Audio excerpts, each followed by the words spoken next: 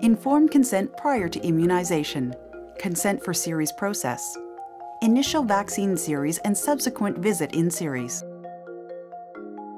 Health clinic visits involve complex conversations, including informed consent, health assessments, and other health issues. There is a difference between obtaining informed consent to immunize and deciding to do the actual immunization. The health assessment and eligibility and contraindication determination are aspects of the decision to immunize using clinical judgment. These are all outside the scope of obtaining informed consent. The purpose of this demonstration is to focus on obtaining informed consent prior to immunization. The process for obtaining informed consent consists of 7 steps.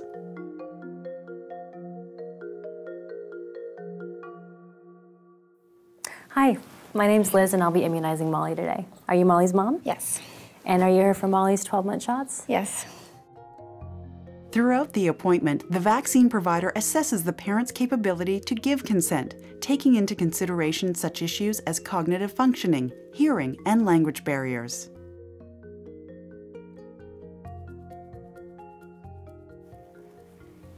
Okay, great. Now, as you remember, when you brought Molly in for her first shots, we discussed that your consent was for all the doses in the series to protect her against those diseases, which include meningococcal C and pneumococcal 13. The MMR and varicella chickenpox are given on or after your child's first birthday, so she hasn't had these vaccines yet. Now, these vaccines are the best way to protect Molly against these diseases, which can be serious and sometimes fatal. These vaccines are very safe, and it's much better to get the vaccines than to get measles, mumps, rubella, or chickenpox. Okay. Now, have you had a chance to read through the health files for the vaccines that Molly's due for today? No, I haven't yet because I couldn't find them. That's okay. I'll just go over the health files for the 2 new vaccines. You can take a copy of these health files home. The next time you come in, your consent will be in place for all the series unless you tell us otherwise. Okay, let's look at the MMR health file first.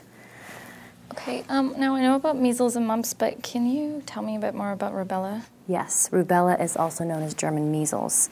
It can cause serious complications and birth defects in an unborn baby, including deafness, eye problems, heart defects, liver and brain damage. This is called congenital rubella syndrome. It occurs in 1 in 4 babies born to women affected with the virus in the first 3 months of their pregnancy. Rubella can also cause miscarriage or stillbirth. Okay. Thanks, that's good to know. Now, I want to tell you about some possible side effects. Molly might get a bit of a sore arm, there might be some redness or swelling, maybe a mild fever. Some children also get a rash that looks a bit like measles. Swelling of the glands in the cheeks or the neck, which would happen later in about 7 to 12 days. Okay. Is the rash contagious? No, not contagious at all. Now, I need to tell you about some possible very rare reactions.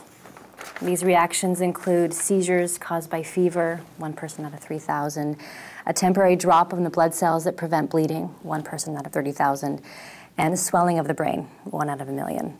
I mean, the chance of Molly getting any of these complications from the diseases is much, much higher. There are some children who should not get this vaccine.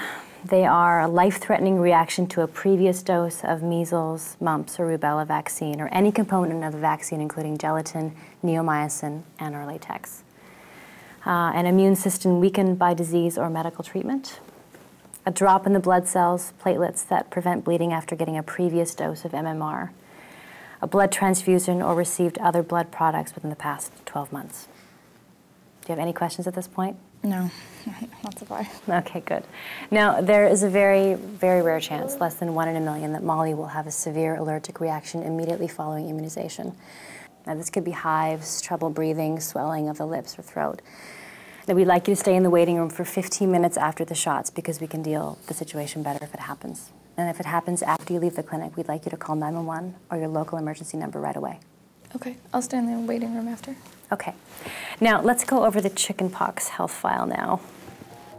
The vaccine provider uses clinical judgment to assess understanding, including nonverbal cues, client questions, and clarifying the client's reasons for silence or refusing to engage in discussion. I'm just worried about Molly getting sore arms. What do I do if they hurt? Well, you can use a cool compress or give her some pain medication. The health passport gives you information on the dosage for her age and weight as well.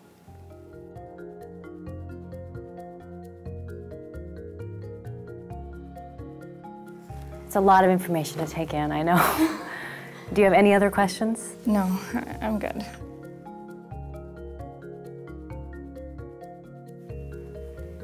And are you ready to immunize Molly? Yes. You ready, sweetie? You ready? The vaccine provider documents that informed consent has been given or refused according to the electronic record guidelines as per health authority.